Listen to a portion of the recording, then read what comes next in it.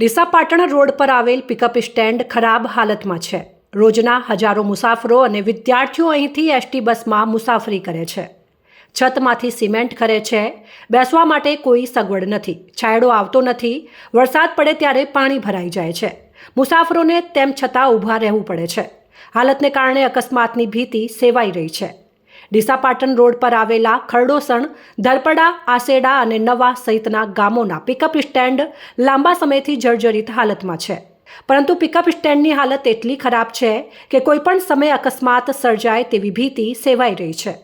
ગ્રામ્યજનોએ જણાવ્યું હતું કે સ્ટેન્ડ તૂટી પડેલા છે। છતમાંથી સિમેન્ટ ખરે છે। બેસવા માટેની સગવડ પણ નથી। વરસાદમાં પાણી ભરાઈ રહે છે। છાંયડો પણ આવતો નથી। મુસાફરોને ઘણી તકલીફો પડે છે। એસટી બસોની અવરજવર રહે છે। તેમ છતાં આ માર્ગ પર આવેલા ગામડાઓના પિકઅપ સ્ટેન્ડની દશા સુધારવામાં કોઈ રસ લેતું નથી। ગ્રામ્યજનોની માંગ છે કે એસટી વિભાગ તાત્કાલિક સ્ટેન્ડની મરમ્મત કરે। કોઈ મોટી દુર્ઘટના સર્જાય તે પહેલાં પિકઅપ સ્ટેન્ડની મરમ્મત થાય જેથી મુસાફરોને રાહત મળે।